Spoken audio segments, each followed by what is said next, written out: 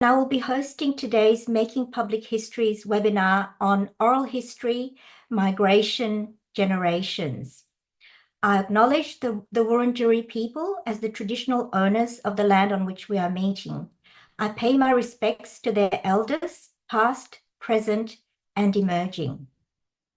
Making Public Histories is a seminar series offered jointly by the Monash University History Program, the History Council of Victoria, and the Old Treasury Building. Each event aims to explore issues and approaches in making public histories.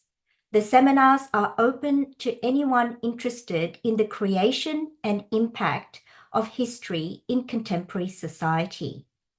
I'm joined today by Making Public Histories team Margie Anderson from the Old Treasury Building, Rowan Howard from Monash University, who will be handling the Q&As and all technical matters, and Molly McHugh from the History Council of Victoria. I'm very pleased that you have all joined us this evening. This is how the evening will be structured. Unlike a Zoom meeting, only the presenters and hosts will be seen and heard. Each speaker has 12 to 15 minutes. There will be about 30 to 40 minutes of Q&A at the end with the full panel. If you have questions for the presenters, use the Q&A button at the bottom of your screen. You can be anonymous if you wish. If you have any technical issues, use the chat button at the bottom of your screen. If a presenter's internet connection is slow or disrupted, they will continue with voice only. We are recording this webinar tonight, and the recording will be available in a few days. Of course, please keep your questions polite and respectful. So we might start off the panel. It is my great pleasure to introduce Francesco Ricatti. Francesco is Associate Professor of Italian Studies at the Australian National University, where he is also the Deputy Head of the School of Literature, Languages and Linguistics. He is a former Deputy Head of the school and acting director. He is a former deputy and acting director of the Monash Migration and Inclusion Centre and a former president of Oral History Victoria. His research focuses on migration history, transcultural studies, migration, Indigenous relations, and creative and participatory approaches to the study of multi-ethnic communities. He will be presenting on migrants' oral histories, key challenges, and innovative approaches. So I will stop sharing and over to you.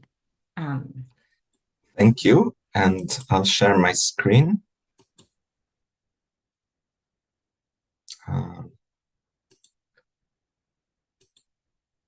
You should all be able to see it.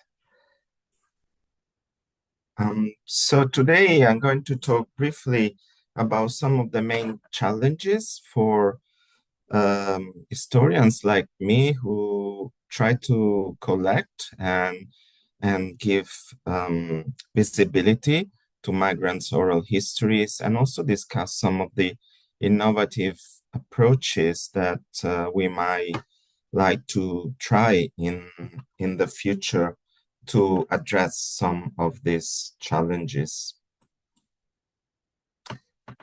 So why oral histories are important? This is obvious, but I think it's always very good to reiterate why we need migrants' voices to be heard and preserved, given that it's still very hard to get financial support, for example, for this kind of history. First of all, minorities' perspectives are vital to our democracy and to our society, and migrants themselves can benefit from the possibility, the opportunity to tell their stories and make sense of their histories. Also, Australian history is a history of migration and multiculturalism. And so, of course, the migrants' perspectives and memories are very important. archival sources are still largely insufficient, and we need to integrate them with collections of oral histories. And also, good oral history complicates simplistic understandings of specific ethnic communities. For example, I often hear many stereotypes still today about the Italian community, and I think that good oral history can really challenge some of those stereotypes. And finally, I think it's also very important to acknowledge that these oral histories can contribute to the development of a multilingual archive and repository that may be useful not just for history, but also for other disciplines like, for example, linguistics. So what are the main challenges that I have experienced, not just making oral history, not just recording and analyzing oral history, but also studying the oral histories that are available in archives and libraries and so on. Here, I'm going to very briefly emphasize some points. The first is something that really worries me is the dominance of a middle class perspective.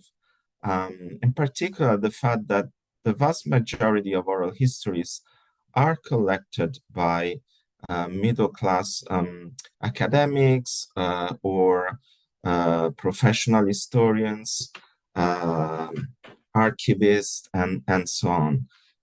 While, of course, the vast majority of migrants, especially from the past, but still today, especially temporary migrants, are working class.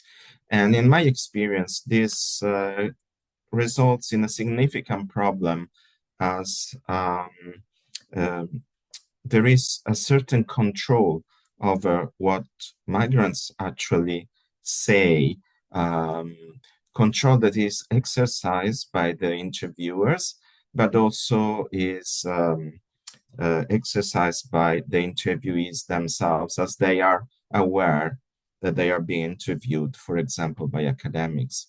There are significant financial implications about large oral history projects, which also means that often those who have the money for oral history projects are middle or upper class.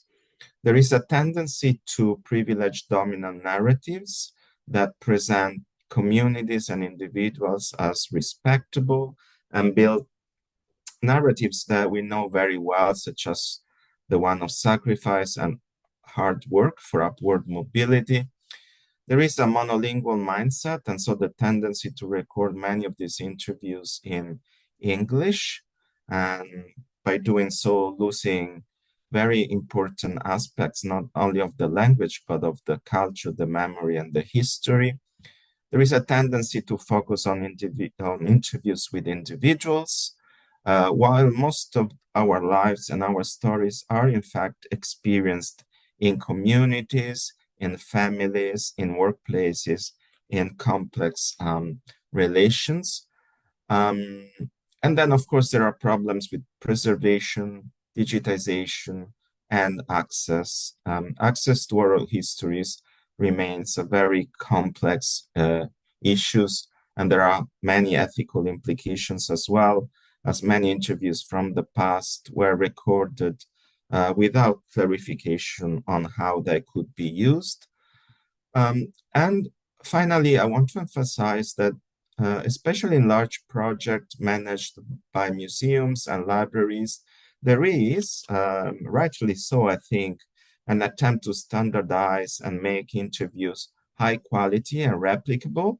But we also have to wonder what is lost when we have research assistants who ask standardized questions, who attempt to achieve replicability, and who need to pay perhaps more attention to things like the quality of the sound than the actual experience of dialogue with the person.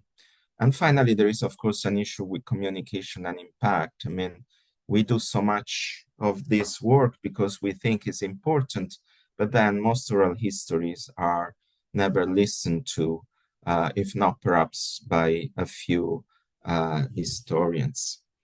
So how can we address these challenges? Here, again, I want to propose nothing new really, but many of these points are still not employed in the vast majority of oral history projects. So this is not so much about innovating from a theoretical or methodological point of view, but really, I guess, encouraging fellow historians to consider which of these solutions may apply to their projects.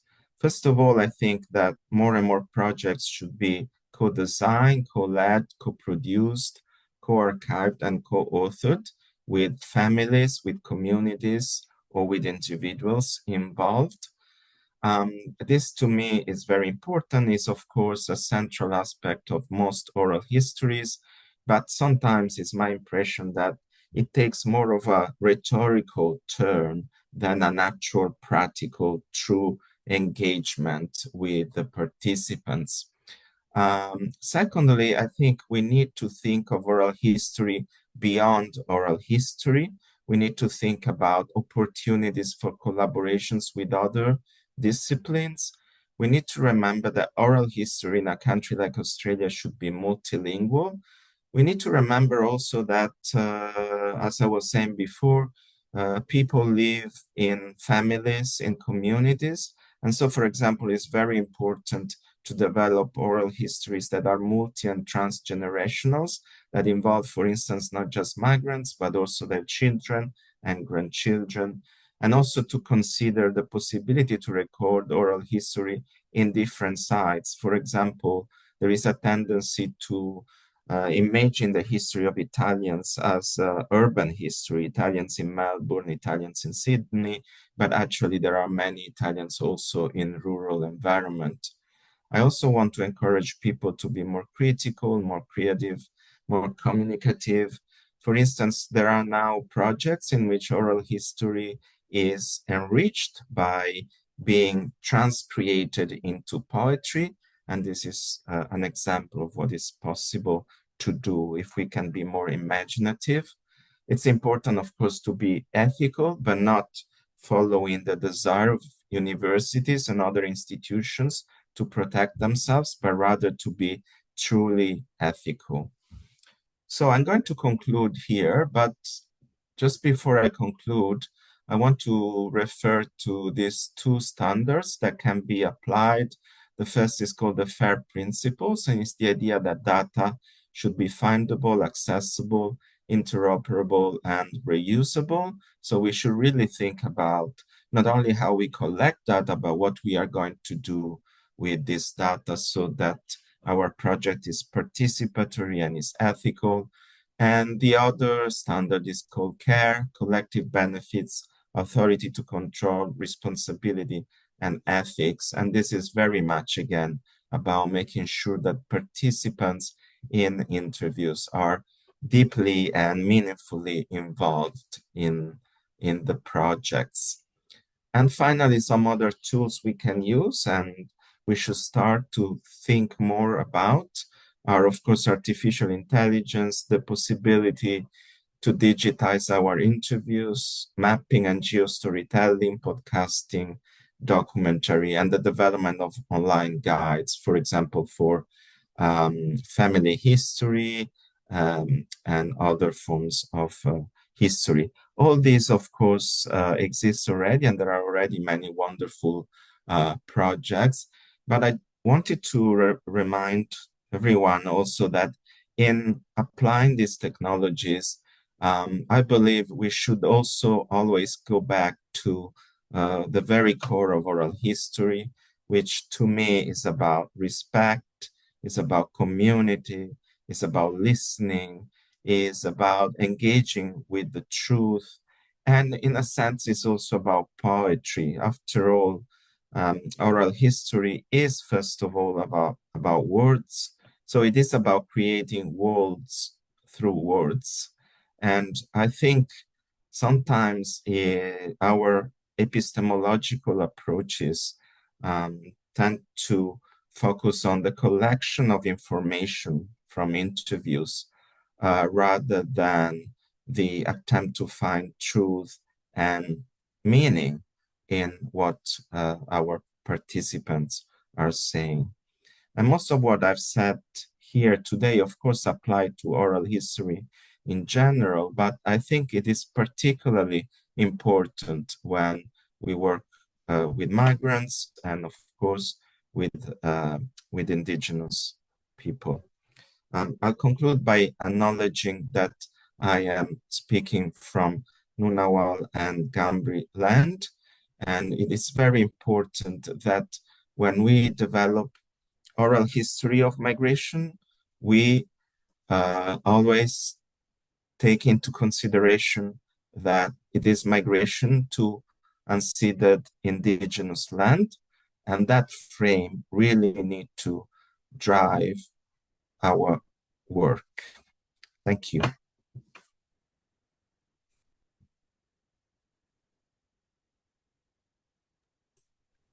Well, thank you very much, Francesco, for your presentation on some of the key challenges of oral history and some of the ethical issues, as well as the creative aspects of oral history.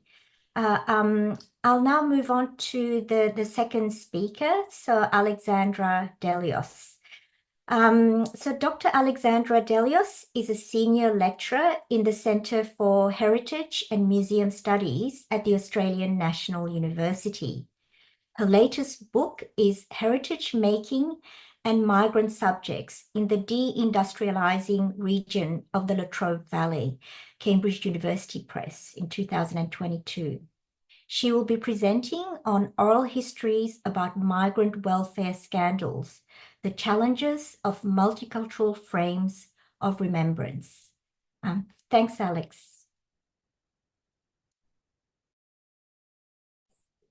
Thanks, Natalie. Can everyone hear me? Great. I thought I'd use this short talk to workshop a new project and series of oral histories I've conducted, giving you a specific case study in which I've applied oral history. And they also reflect a lot of the themes that Francesco just mentioned, including dominant narratives and class politics.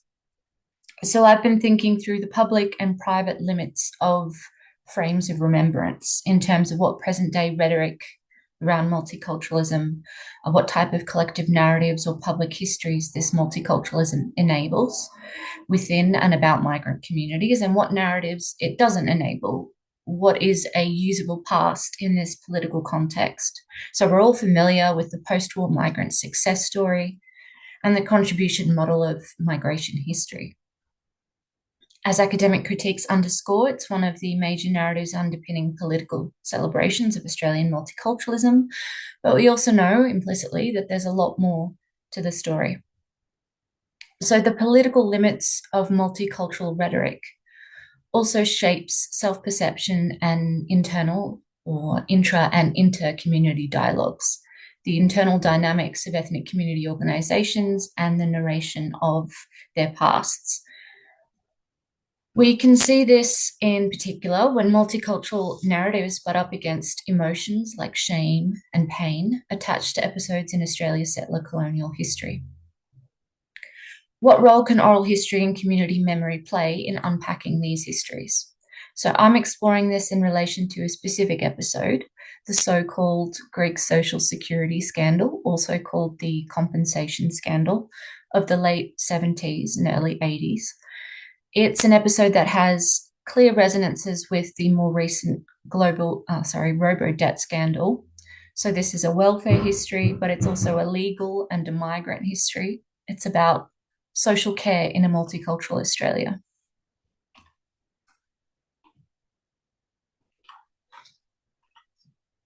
So briefly, the Social Security scandal. In 1978, the Commonwealth Police arrested 182 Sydney-based Greek-speaking migrants, as well as some doctors and agents, and charged them with defrauding the Commonwealth Department of Social Security by making false claims for sickness benefits or invalid pensions. In addition, over 1,000 Australians of Greek origin had their social security payments suspended on the day of the arrests and without prior notice, which was against due process. The committal hearings were held in the New South Wales Court of Petty Sessions from 1978 to 1982. As the Public Interest Advocacy Centre later stated, the episode was rooted in discriminatory views of Greek migrants and more broadly all Southern European migrants as malingerers, and drew on the damaging stereotype of migrants working in industrial factories as suffering from a so-called compensation neurosis. So the media reporting stigmatised an entire social group. Internally, the victims are also subject to disdain and ostracisation. Although some small groups like the Greek Australian Welfare Workers Association emerged at this time in order to help them. During the 4 years that the charges were brought before the courts, at least 2 people suicided.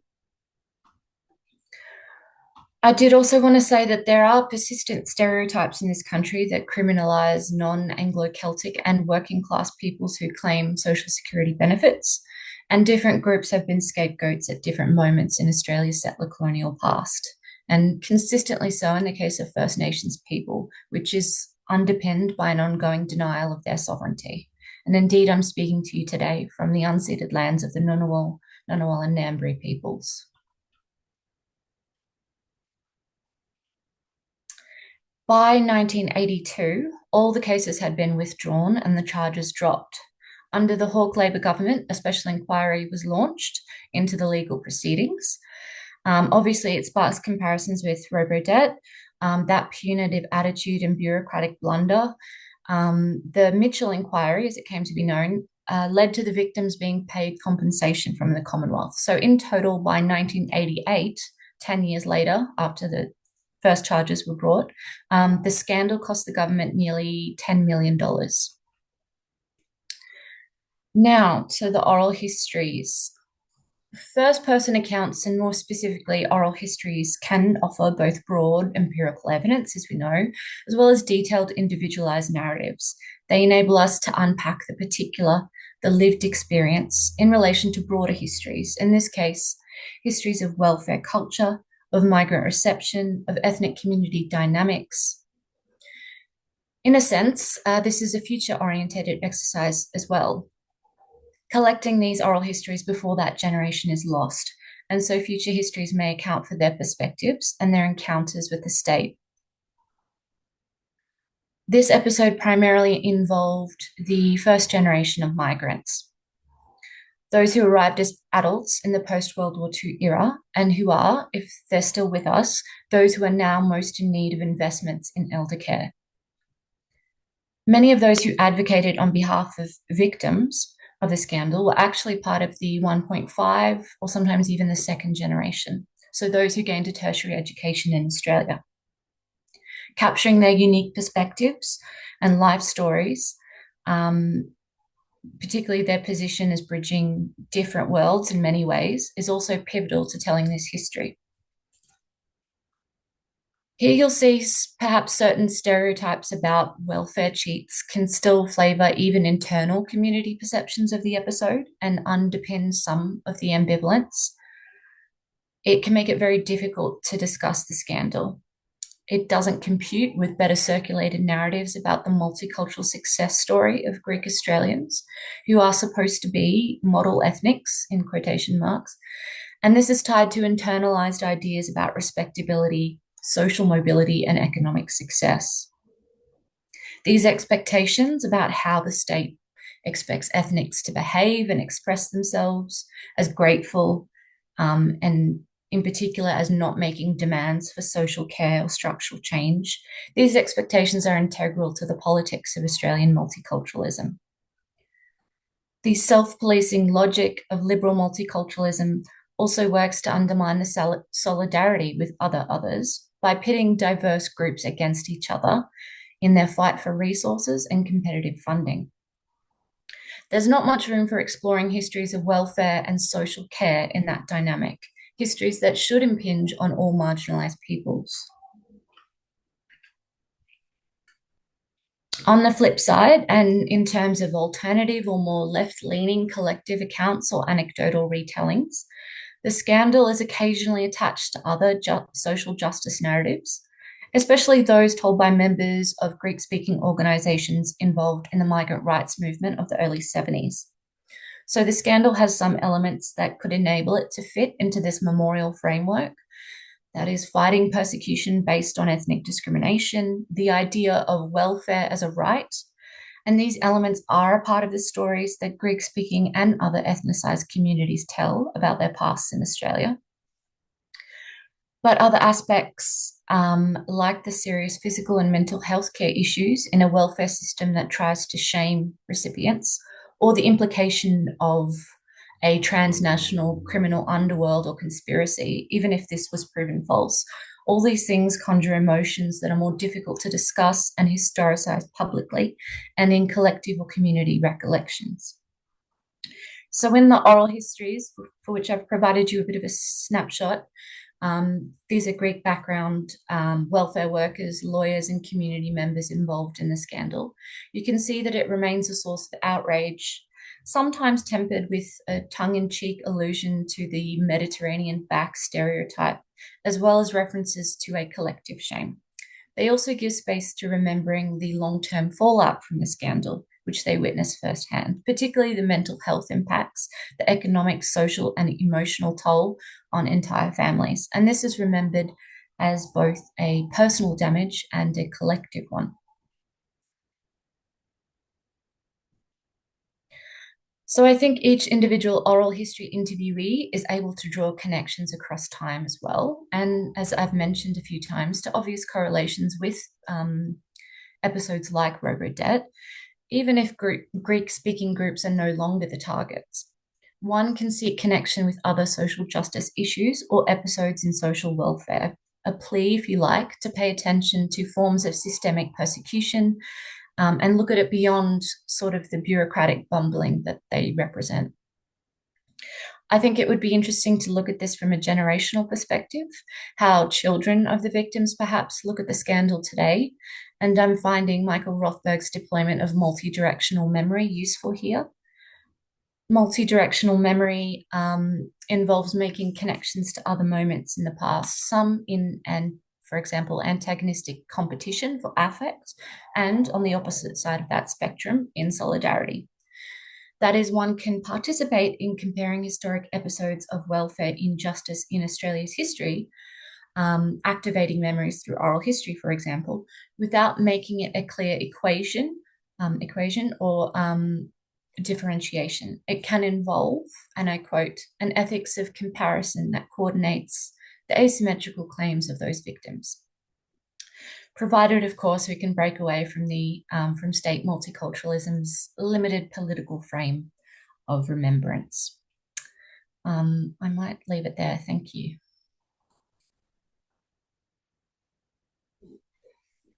Well, thank you very much, Alex, for this discussion of, the migrant welfare scandals and some of the issues around, these more, difficult, oral histories and some of the ways in which they challenge, better known migrant narratives. Thanks very much, Alex. And so we're going to move in a slightly different direction because Tanya will be looking at oral history and generations rather than migration. But it is my great pleasure to introduce Tanya. She's Tanya Evans. She's a professor of history at Macquarie University in Sydney. She directs the Centre of Applied History and is president of the International Federation of Public History. Her research interests include family history, memory and life stories, public history, oral history, cultural heritage, history and sport, community, local and regional history, histories of charities and NGOs, history and the media, and history in tourism. She will be presenting on sharing memory and identity across generations, an interdisciplinary memory conversation and oral history project. Thank you, Tanya. Thanks so much, Natalie. And I want to acknowledge that I'm speaking from the unceded land of the Camaragal people of the Eora Nation. So as Natalie said, this is a shift from migrants to looking at the generations topic of this panel today. And I also want to emphasize that the panel speaking today is hoping to expand our work on oral history with older Australians, with a particular focus on the history of grandparenting. So this is a move into talking about oral history and older Australians. And I'm speaking as part of a team of scholars who are based at Macquarie, at Wollongong and at Western Sydney. Here we all are at various levels. And we're an interdisciplinary team of historians, of psychologists and education scholars. So in late 2022, our team of historians, educational psychologists and cognitive scientists worked together on a project entitled Sharing Memory and Identity Across Generations, an innovative community reminiscing program for adolescents and older adults. Our research aimed to analyse what teenagers can learn from older Australians about the past and how memory conversations with young people might improve the lives of aged care residents. The project positioned 17 adolescents as oral historians in conversation with 6 older adults across 8 weeks. So psychologists from a range of applied cognitive and developmental traditions note the benefits of reminiscing or memory conversations within families. In developmental psychology, a large body of research has examined how parents scaffold children's memory development from infancy via conversations about the past. This scaffolding supports the coherent construction of autobiographical narratives and sense of self. The benefits of these family interactions also extend beyond adolescents' own memories. Adolescents who vicariously share in their parents' memories demonstrate healthy identity development and socio-emotional adjustment. Yet no research to date has considered whether similar benefits are conferred when sharing in the memories of older adults who are not family members. Meanwhile, in memory studies, older adults frequently demonstrate a strong sense of generativity, that is, a need to share insights and wisdom with those in younger generations. Psychologists suggest that facilitating generativity has a profoundly positive impact on people's mental and physical health. For those without younger family close by, however, such ambitions and benefits may not be realised. In modern history, in turn, oral history research shows that everyday life stories can offer a vital means for understanding the past through the eyes of people who are underrepresented in formal historical records, as Francesco was suggesting earlier.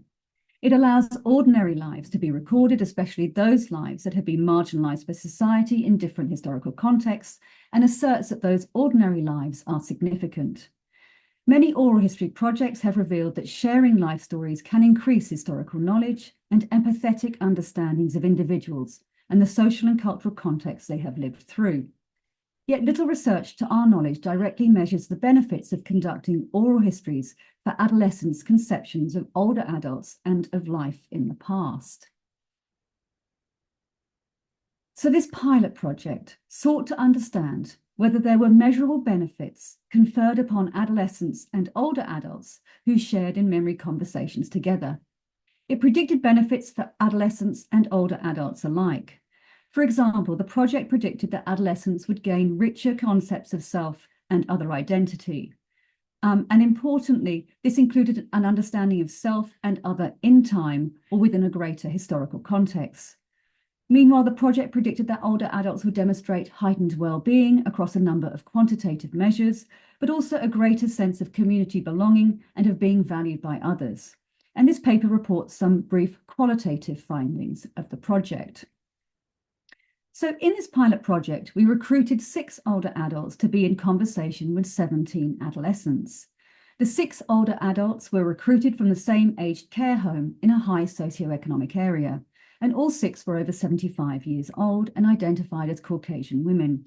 And unfortunately, no older men were available to participate in the project, reflecting the gendered mortality rates of many aged care homes.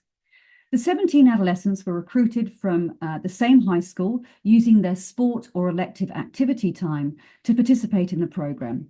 And these students were aged between 12 and 17 years old. The cohort was predominantly female, 13 were girls, 2 were boys, and 2 preferred not to say or were non-binary.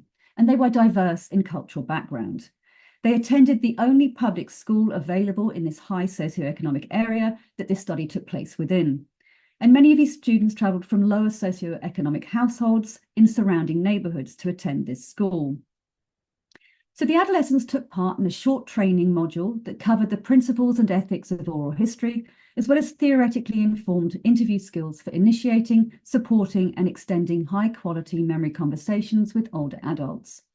Over 8 two-hour sessions, adolescents met with these older adults to ask them about their memories of the past, touching on themes of family, challenges, diversity, and celebrations. At the conclusion of the programme, the adolescents wrote memory books as keepsakes for their older adult partners. And in these memory books, the adolescents recalled the anecdotes of the older adult Australians that they spoke with in their own words. And the adolescents met with their older adult partners to gift them the memory books at a thank you afternoon tea at the end of the programme. The project was bookended by pre- and post surveys for both cohorts. The pre- and post surveys asked both cohorts to complete brief quantitative measures of well-being and relationships with self and others.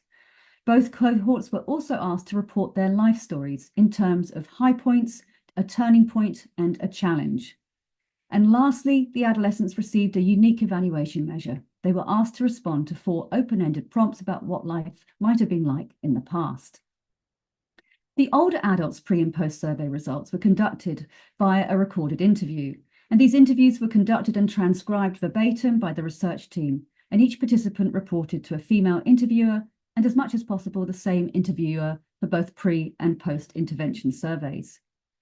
We analysed these surveys using an inductive thematic approach, and after reviewing all of the survey responses, including the transcripts, we discussed the themes and patterns that seemed to emerge from the data. We then reread the survey responses and tagged data according to identified themes. In our older adults data, we identified and tagged themes about motherhood and family. In our adolescents data, we identified and tagged themes about historical injustice, historical agency, and family. And then we compared how these themes materialized across the pre- and post-intervention surveys. We also conducted a semantic analysis of the pronouns that older adults and adolescents use to speak about their life. And we decided to conduct this analysis after noting what seemed to be a tendency for adolescents to use self-referential pronouns and older adults to use pronouns referring to others, especially male family members. And we conducted a semantic analysis for the pre- and post-survey data and compared these results. And we brought this data into conversation with the thematic analysis, proffering possible explanations for trends in pronoun use and thematic storytelling using a historical approach to cultural scripts in oral history. So obviously the main historical method we used in this project was oral history.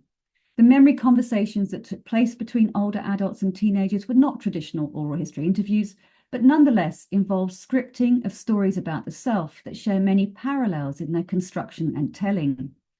The conversation prompts and guidelines were intentionally designed to elicit autobiographical narratives, integrating human forms of memory with cultural understandings of identities and lives, examined in memory conversations between parents and young children used by Fivish and Merrill. And these memory conversations reveal how narrating our personal past connects us to ourselves, our families, our communities, and our cultures, and provides sense of selves through narrative identity. As Fivish suggests, narrators draw on cultural biographies, life scripts, and master narratives to scaffold these stories. These scripts normalize individuals' lives, subjectivities, and family formation. And if people don't follow acceptable cultural scripts, they can sometimes struggle to tell their stories. And certainly our project captured evidence of gendered cultural scripts about family and self. We discuss how older adult participants rehearse scripts about the self that centered family, particularly husbands, a trend observed by oral historians as well as psychologists. And meanwhile, we observed how us adolescent participants populated their broad assumptions about life in the past with the individual stories of their older adult partners. So in the pre-intervention surveys, our older adult and adolescent participants diverged significantly in their focus on life stories about self or others. We measured each group's use of pronouns in the pre-surveys, finding that our older adults were much less likely to talk about themselves in the first person than the adolescents. In their pre-surveys, many of our older female adults understood themselves as connected to their husbands, many of whom were long dead.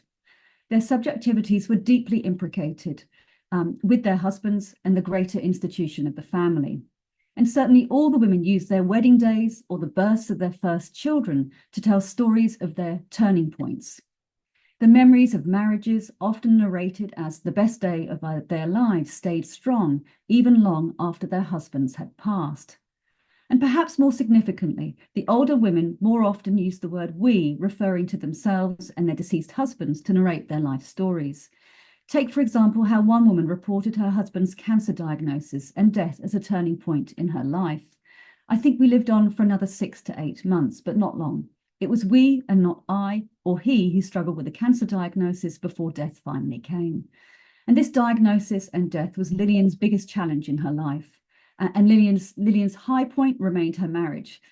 His death continued to be a challenge for Lillian because she was reliant on him for so much.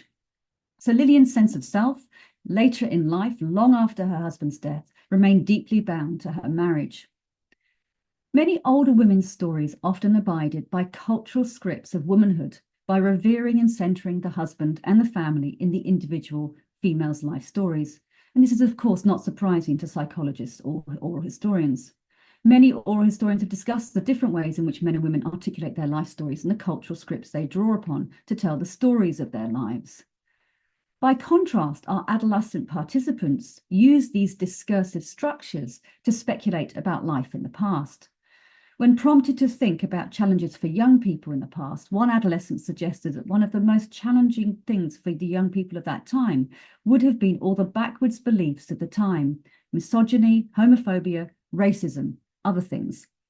Another adolescent wrote that the problems that older adults may have experienced when they were young may include non-diversity, racism, sexism, and wars. So feminist researchers have identified that women develop a sense of themselves when they tell their life stories in particular ways. If asked to participate in an oral history interview or a memory conversation, it is possible for participants to construct a more confident sense of self, to find their voice. While older adults might be socially or culturally constructed to silence their life stories through most of their lives, these memory conversations provide the opportunity for them to reshape the stories of themselves in new historical contexts, giving them hope for the future. Memories and stories of the self are used to understand ourselves as individuals and to present this story of the self to others. If that story is coherent, it has a positive impact on an individual's emotional health and well-being. The older adults' post-survey challenges might suggest this more confident sense of self in development, or at least a self significantly more grounded in the present after the intervention period of this project. In the pre-surveys, 75% of the older adults' challenges revolved around marriage, motherhood, and family. In the post-surveys, none of the older adults reported challenges around those topics. They reflected on a range of more recent problems rather than rehearsing cultural scripts about marital and family challenges, now decades past. And these contemporary challenges included learning to use new technology, and others reflected on challenges with socializing in aged care homes. Quote, "I suppose, one of my major challenges is not walking away when someone bores you to death with their conversation." So each of these post-survey challenges departed from the cultural script of womanhood that the older adults rehearsed in other questions. And we might speculate that their focus shifted to present challenges as they related to their teenage conversational partners. Adolescents often remarked on how marriage and motherhood took older women out of employment, hopefully indicating a new awareness of changes in women's employment for their parents' generations. Another described a turning point in their conversation's partner's life, as when Jenny went and had her children, she stopped working, but later when her boys grew up, she decided to go back into the workforce.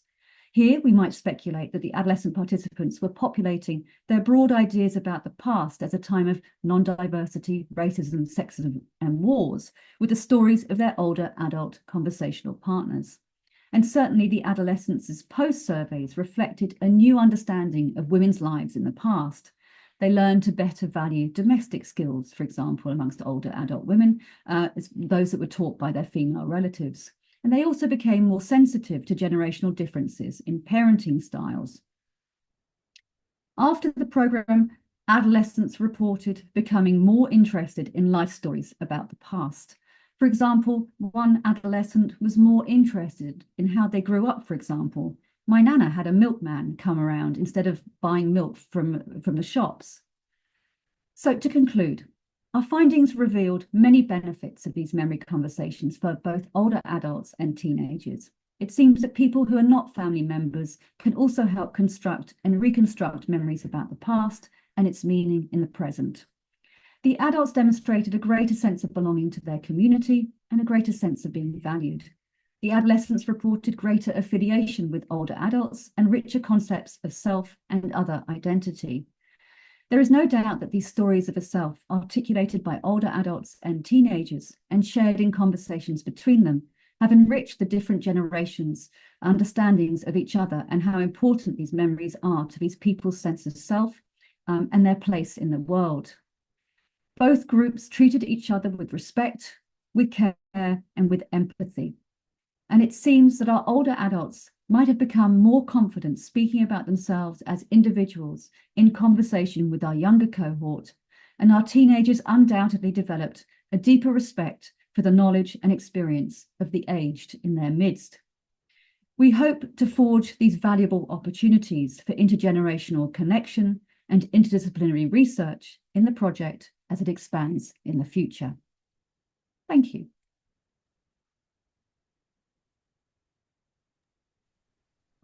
Thank you very much, Tanya, for this really interesting paper on this multidisciplinary project and these memory conversations between adolescents and older adults, as well as reflections on cultural and gender constructs. Thank you very much, Tanya. We'll now open up to Q&As, and Rowan will be chairing this section. Thanks very much, Rowan. Yeah, and thank you, Natalie, and thank you all three of our speakers for a really thought-provoking, stimulating, fascinating series of talks. So please do put your questions in the Q&A function, and I'll read out any that are that appear in there. But maybe just to kick us off, a question that I had listening to all three, that I was really struck by the particularities of the Australian experience in what you were talking about. You know, obviously there was a lot of discussion around the structures of settler colonialism, the impacts of migration, the particular kind of local structures that influence the kinds of oral history projects that you're doing. And I wondered if all three of our speakers maybe could expand on the extent to which you think your approach to oral history is informed by a really particular Australian context. Would this be different if you were doing it overseas in other contexts? Are your colleagues doing it in different ways? So how does the Australian context shape your approach to oral history, I guess, is my question to kick us off. If anyone wants to take it on first. Go, Francesco, you can go first. You go, Tanya. Oh, I can go. I mean, in this particular project, I don't think it was particularly Australian, right? This is a project that can be transported around the world, right? Because it was one focused upon, you know, encouraging these conversations between older and younger Australians. That's not to say that we weren't informed by particular narratives about the Australian past. And, you know, it was not unsurprising that the war was mentioned a lot, for example, but I reckon the Second World War would get a mention in most countries as well. So and family, again, I mean, it would be interesting to see the different languages of family. And look, you know, I think this is one of those moments where if we could make it a non-Anglo project, it would be particularly fascinating, because you'd get these different concepts and meanings of family, and that would be really interesting to test. So that's all I have to say on that question.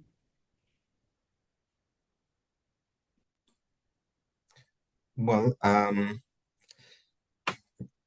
not sure. I mean, the main point, I guess, is that I live in Australia, and so the idea is to try and contribute to making Australia a bit of a better place to be. And so, you know, that the the attempt here, I guess, is to suggest that, as Alex was demonstrating beautifully with her project, that there are dominant narratives that don't actually align with the reality and the historical reality of Australia. And so, in that sense, Australia influenced profoundly my work, in the sense that I try to contribute, together with many other historians and academics and teachers and practitioners of history, to change those dominant public discourse and rhetoric and narratives. The problem is I'm not convinced we are winning the battle. And, 20 years ago, I was much younger and maybe more hopeful, but now I'm not sure. So the question here is really, can we do things in a way that perhaps is more impactful, not in the way of neoliberal managers think about impact, but really around, starting or contributing to conversation that are more aligned with the social and historical reality of Australia. Yeah. I'll keep mine brief.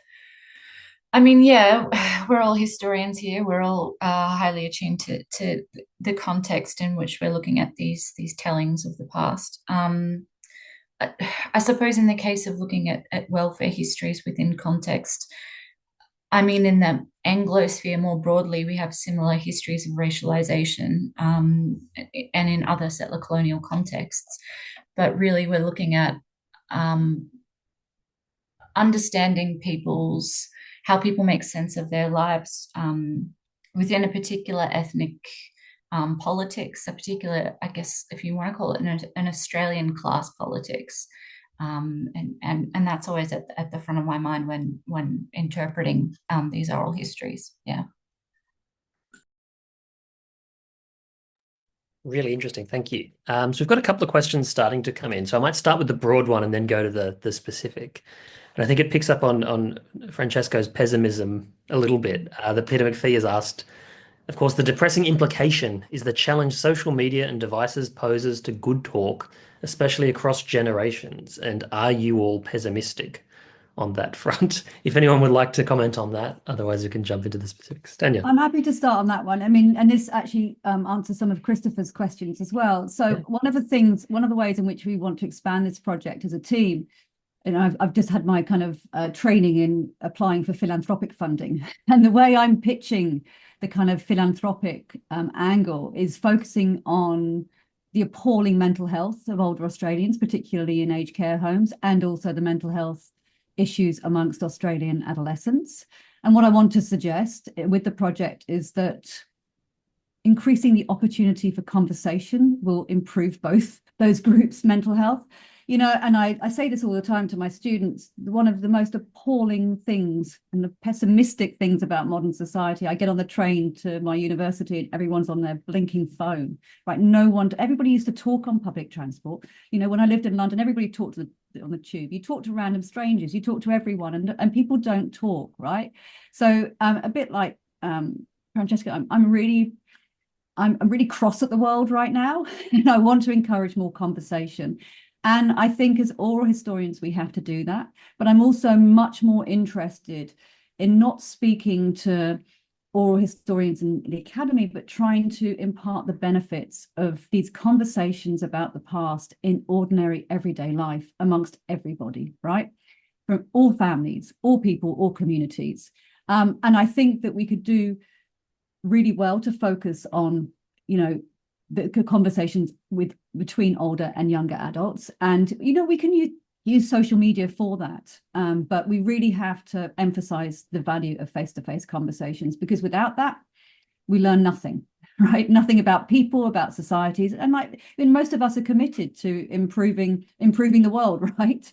And and actually one of the other things I want to say is I've become much more interested in trying, and partly this is a result of working in interdisciplinary teams with people who do quantify their work a lot more than I do myself in my research, which is predominantly qualitative, is that I do think we need to have evidence for the impact of our work. And one way of doing this is undertaking studies like this, right, with other people in other disciplines, and recording the impact of that work and recording the beneficial impact of that work. So that's why I want to expand the work with more schools, with more aged care homes, Christopher, across communities in much more kind of coherent and rigorous ways. And hopefully I become less pessimistic about the future in that process. And if I can add to what Tanya was saying, I completely agree that the conversation has to be in person. And, I've done participatory project with a digital component, but really the meaningful part of the project was always when people came together, not just in individual conversations, but also, for example, creating exhibitions and bringing their families to the exhibitions. So I think there is a real opportunity to integrate both and really to use the digital to give more visibility, but also, for example, to explore new languages. For example, I'm thinking some of these stories that Tanya's group have collected, could be rendered through Instagram posts, so using a narrative tool with which perhaps young people are more, confident and interested. There are many wonderful projects on this transgenerational care that are developing around Australia. For instance, there is a beautiful project by Simone Marino, who, developed dialogues with all elderly people with dementia and then write with them songs.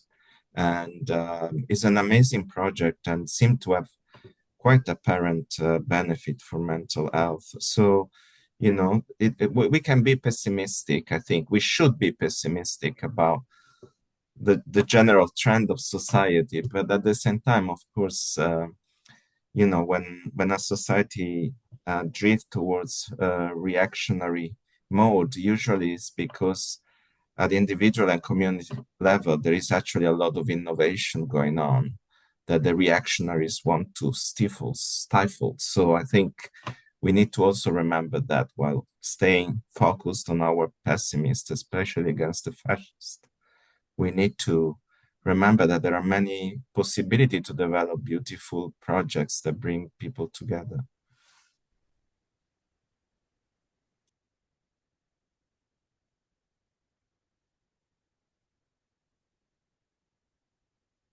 Did you want to jump in, Alex, at all, or? I mean, I'm also at moments fairly pessimistic. Given we all seem to be in our own little echo chambers. When it comes to looking at social media, it's easy to think we're at a point where we're in a sort of crisis of empathy. But I agree with Francesco and Tanya. If we look at these projects that we're all engaged in, and the power of some of these new platforms to enable a deeper conversation that involves listening, and actually trying to find or build those spaces for honest challenges and honest truth telling, like those still exist. So for example, I guess Francesco mentioned the podcasting at one point as one of the outcomes of his projects. And I think that's an incredibly powerful tool at our disposal at the moment, and one that kind of crosses different generations as well. So there are things to be pessimistic about, yes, but also opportunities, I would say. Yeah. Brilliant. Thank you, Verona. And I might go to one of these more specific questions. I think, Tanya, you've answered Christopher's questions about the future of the project, the extension of the project. So might ask Kate Hutchings' question about what resources would you suggest for small historical societies wanting to develop a repository of migration histories, e.g. Italian migration in a local community, seeking oral stories, and are there dangers in second or third generations providing stories of their relatives? So a bit of a methodological, but also a very practical question there.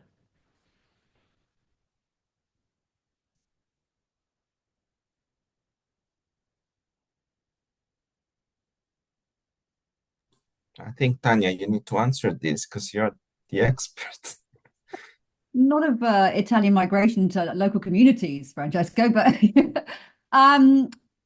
I mean, look, I think this is something that all oral historians, I mean, lots of fantastic oral history societies are already doing this work, producing amazing resources. So you can find a lot there. If you're not members, I would certainly recommend that. But also, I mean, the local libraries themselves, I think have, I mean, I don't know, Kate, what your background is, if you work in a local library or not. But I've always been impressed by the resources that these sort of glam sector organizations produce.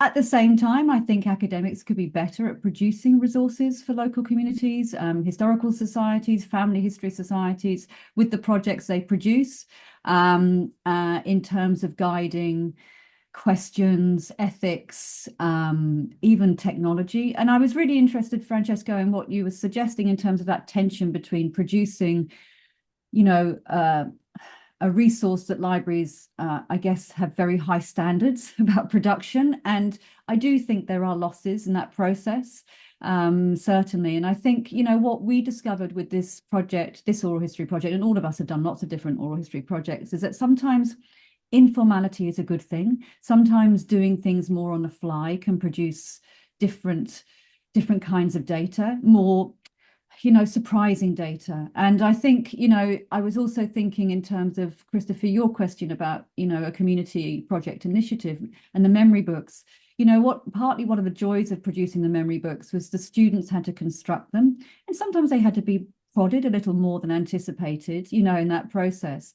But I think, you know, these books are enormously valued by the individuals involved, and they teach people a lot in the process. So I think, yes, those resources should be used, and collectives like us, like others, can work as a group to help produce them. But yeah, it's certainly a very worthwhile enterprise, I think.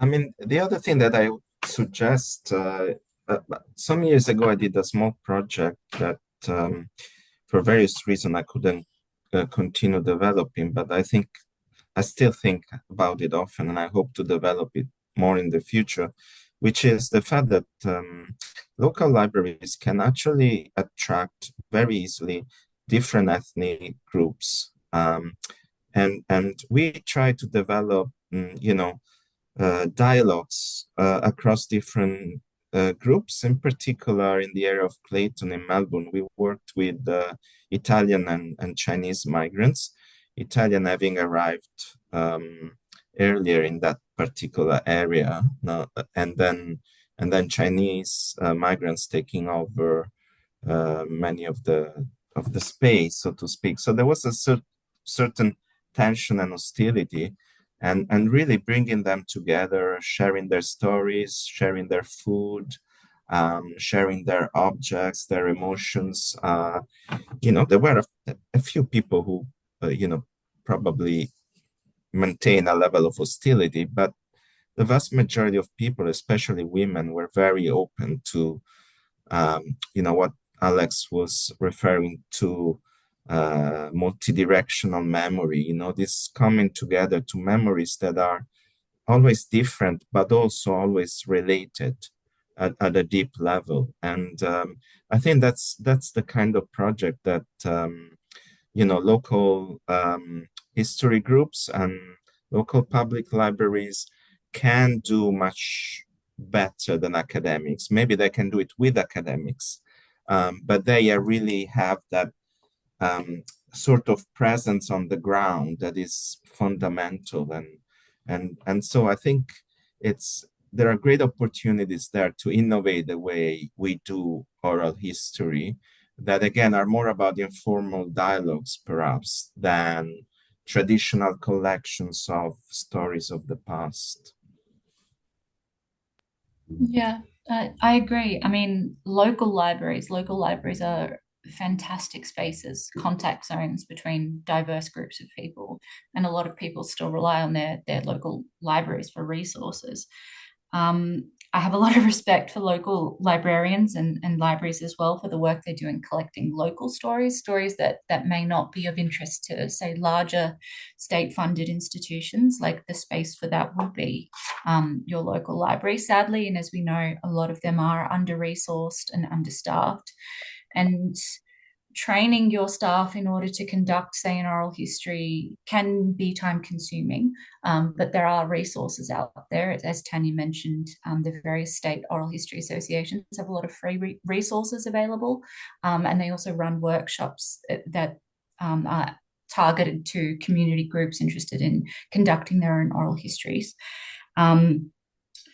Each year I teach an oral history course at the ANU with master's students, and we work closely with the ACT Heritage Library, and they have ambitions to conduct oral histories with local community members, but sadly they don't have the staff to do so.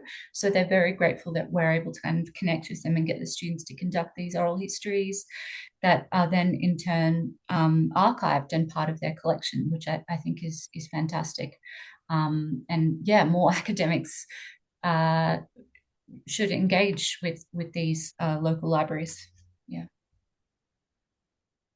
A great message to end on that conversation. I think that's a really interesting, really useful discussion. And we might jump to Julio's question about what do you think of human libraries as a tool for action research? It's not something I'm familiar with. So if you can explain what human libraries are, that would also be helpful for me at least.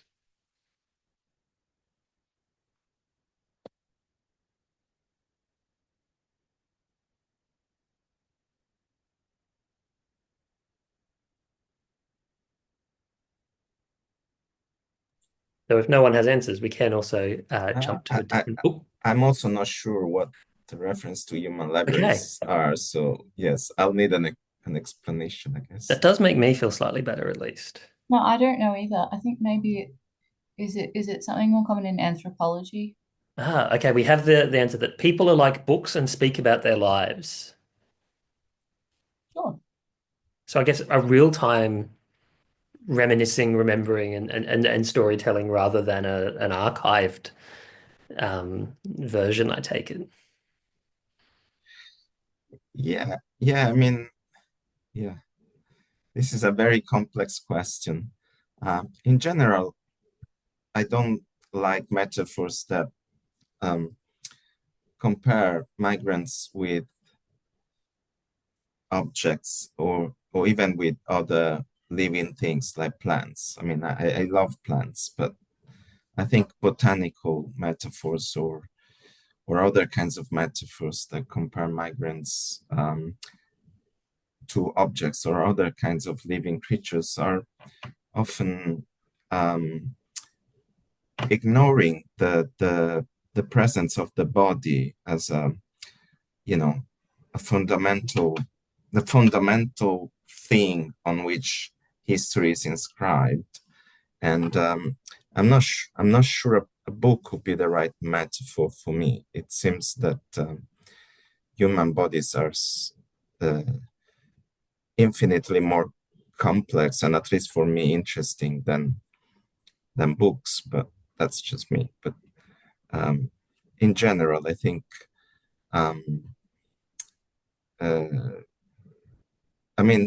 I think this question is perhaps emphasizing the limitation of libraries when we compare them to, the humans. Yeah. Are you suggesting, Julio, that you can go up to anybody and ask them about any subject, so you would have subject areas that you would go, tell me about cooking, or tell me about, I'll speak with them for 20 minutes about anything under the sun. Sounds interesting. That's like me in everyday life, right? But you would record what they say and treat that as research. Is that what you're, in terms of your action research example? It sounds fun. Go ahead, do it. Let's hear from you in a year's time. It's a really interesting idea, and I don't know if I should be asking the next question or not, because it's presuming your age to a degree that I'm not sure I should be doing. But we have a question in the chat about. Alex is definitely not middle-aged. Just saying. I am. I I'm was my middle thinking that. age. That's fine. The question is about kind of what each are you personally doing about your own storytelling, in terms of your own, I guess, life and career stages. If anyone has thoughts on that. Yeah, I do. I was asked about this last week when I was at a workshop on lone parenting and poverty in Glasgow. And something that I increasingly do with my work as an oral historian, a historian of the family, a family historian, is tell part of my own story and my own family story and the motivations for my research as part of a kind of introduction to the subject. So I think it's important. I think it's part of the kind of participatory research that Francesco was talking about. I think it's important that we use this wonderful work from generations of oral historians thinking about intersubjectivity and, you know, challenging the hierarchy of research, traditional research. We are trying to have a conversation with the people. We're not trying to extract information, and it's important that we share ourselves as part of that process. That said, anonymous attendee, I have not spent an enormous amount of time working on my family history. Partly that's because it's complicated and I haven't been in the archive. That's my retirement project. But for the moment, what I'm committed to doing is getting people to think really long and hard about the value and significance of thinking about their own family stories, their own, how they construct their sense of self and tell stories about themselves, and how that might improve their lives and the lives of other people. So increasingly, I am teaching the importance of empathy and being a good citizen. And actually, that's what all my research is about now. I really do want the world to be a better place, and it's pretty dire at the moment. And I think that thinking about yourself and your legacy is an important part of that process. So that's how I've thought about it anyway. Yeah, I agree with everything that Tanya just said. And as historians, as oral historians, all the questions we ask are inevitably shaped by our own subjectivity. And we're all kind of familiar with the idea of sharing authority within the space of the oral history and beyond that as well. When it comes to the outputs and outcomes of those oral histories, we're not, as Tanya said, just there to extract data or to push a particular line of questioning. It's an interaction, a conversation in which, yeah, you are present. In terms of telling our own histories, I guess there's always this assumption that people become interested in their family histories, their past, their genealogy once they reach a certain age. I'm not sure how I feel about that. I think often it's prompted by other things, by crisis, by illness, by change, by movement. It certainly has been in my case. And that in turn sparked a desire to get to know one kind of branch of my family's migration story. But as Tanya said, these things are complicated, and I expect it to take decades to understand. Yeah. Yes, this is a complex tension because yeah, you always need to acknowledge your subjectivity in what you do. You know, we are not the kind of historians who pretend to be objective, I think. At the same time, academics are also very narcissistic. So it is a very difficult tension there between, you know, including your subjectivity without taking over the whole thing. And so I've always been a bit resistant to, you know, include my life. But then, as Alex was saying, there are other reasons. Like in my case, now I'm writing a book of poetry based on oral history, and I'm writing it essentially because a few elderly women, including my grandmother, trusted me with their stories, and I feel a sense of responsibility towards my grandmother that her story might be told again. But it is a traumatic story, and so it's a story that is also about my trauma in a sense, as it is carried throughout generations. And I think it is a very challenging place to be, and I wouldn't do it for myself. I really just feel this heavy sense of responsibility towards my grandmother, and the story that she decided to share with me. And so sometimes it might look that it's about you, but really it's also or mostly about the role you have as witness. But of course, as a witness, you are in the place that you are describing, you are in the story you are telling. And so your subjectivity has somehow to be included in that story. And I think that has been picked up. It's more of a comment than a question, but I'm not sure if it's the same anonymous attendee or another one that, as a grandmother, I try to pass on stories from my past as well as stories that were passed down to me. And I wonder how many generations this will go on for and if they will be lost, which is a thought-provoking comment. But we've also had another question come in that I would really like to get time to answer, which is that I'm aware that one of the problems facing older migrant populations is the progressive loss of second languages. Can any of the speakers comment on the feasibility of recording oral histories or memories with older migrants in their original languages to help in building generational relationships?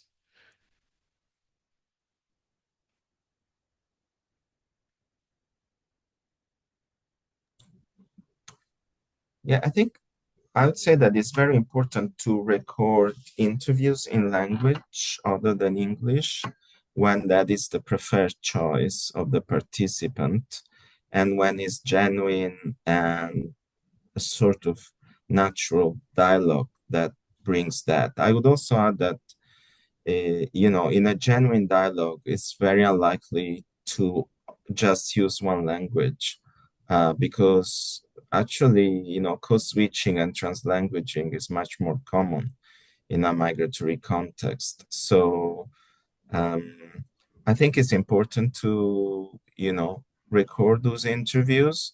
It's important that large institutions and people or organizations who have money invest also in multilingual oral history projects. But at the same time, I think that um, the core element here has to be how genuine the dialogue is, rather than attempting to sort of building an artificial archival of stories in other languages. It's more about what being free to use other languages or the mixing of other languages add to the historical reality that we are talking about with our participants.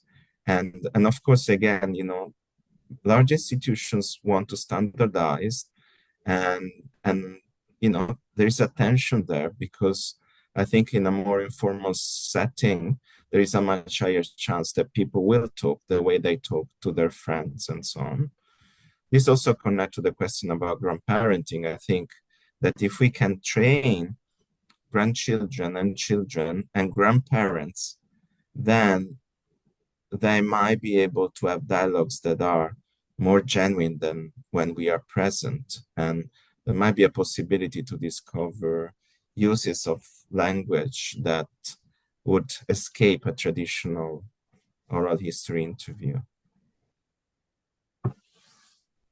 And that does relate to another kind of follow-up that's just been added, that how do you manage translating dialect in interviews? And they've said, the case of Italian interviews as an example, but I think that relates to what Francesco was saying in a really interesting way. I don't know if anyone else wants to comment on either of those questions at all. Yeah, I mean, I know third, second generation Italian Australians who only speak dialect thanks to their grandparents, and they'll go back to Italy and not be able to have a conversation. But that in itself is interesting. I think this anxiety over language loss that pops up in a lot of diaspora communities is interesting. And I agree with what Francesco said, that it's more about capturing and understanding that mix, that diversity, the code switching that occurs within these communities, within diaspora communities. There's a natural hybridity in the way people converse, right? And that kind of brings us back around to that first question you asked, Rowan, about the Australian context and the different kind of languages, if you will, that emerge in that diasporic context. Can I just say something about the grandmother story? I can't comment on the dialects, etc. There's been a great project though done at the State Library of New South Wales with the Greek community and Greek language that whoever asked that question might be interested in Googling afterwards. And I noticed that Christopher's put in a link to another project.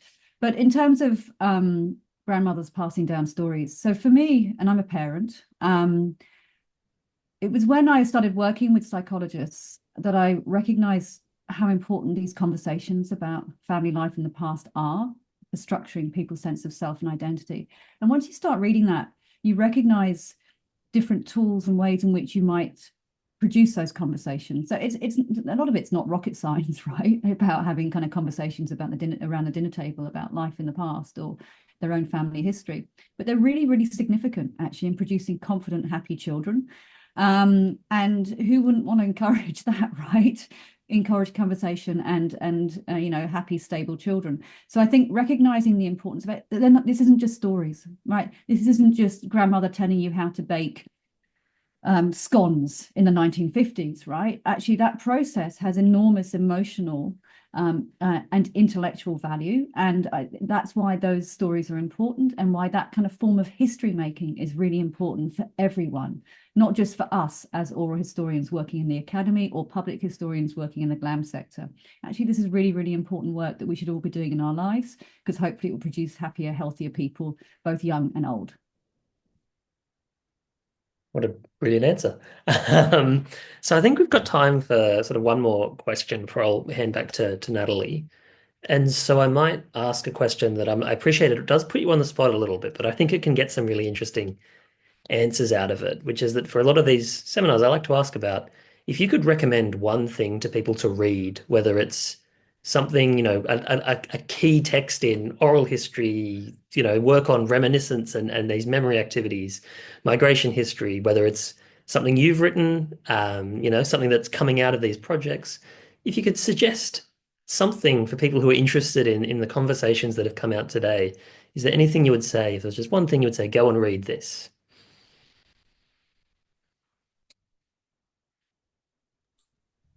I might start on this because I love this question. And also I have the book here, although it probably appears, I don't know, maybe you can read the title, so I read it for you. It's Homecoming by Alfie Shiozaki.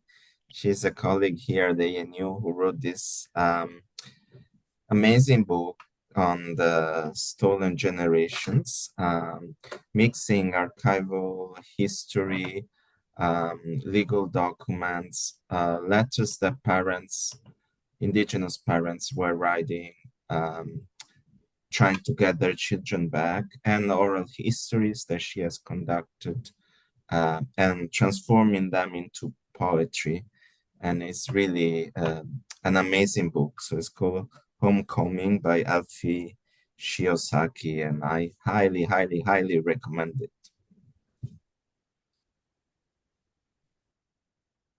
Yeah, I like this question because I get a great reading list out of it. Well, I'm going to recommend Robin Fivish's work. He's a psychologist that works in storytelling in the family, maternal reminiscence, but also intergenerational storytelling. And that's what really prompted a lot of the work that I have been doing in the last little while. And I would always recommend Michael Frisch's Shared Authority, just as I mean, it's an oldie but a goodie, published in the late 90s, and it's always kind of shaped my practice and approach to oral history, public-facing history projects. Yeah. Brilliant. Thank you, all three of you. And feel free to answer as well, Natalie, as I hand over to Natalie to finish off this wonderful seminar. Oh, thank you, everyone. And thanks so much, Rowan, for managing the Q&As and for your questions.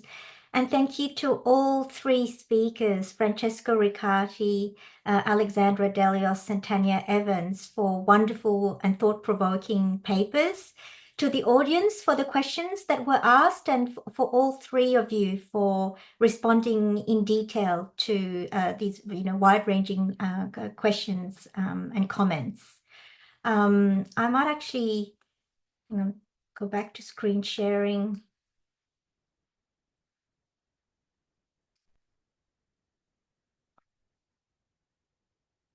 Okay, so thank you all once again for attending this panel. And thank you to our sponsors, Monash University Publishing, for gifts for our speakers. And this is a reminder as well regarding the next panel, which will take place on Thursday, the 21st of November, and which will be on histories of childhood in Australia. So we've got three more wonderful speakers. So thank you all again. Thank you to our speakers. Thank you to the History Council of Victoria, and to Molly McHugh and to Margie Anderson, who are there behind the scenes, and to Rowan once again for the Q&A. Thank you all, and see you again next time. Thanks very much. Bye, everyone. Thank you. Bye-bye.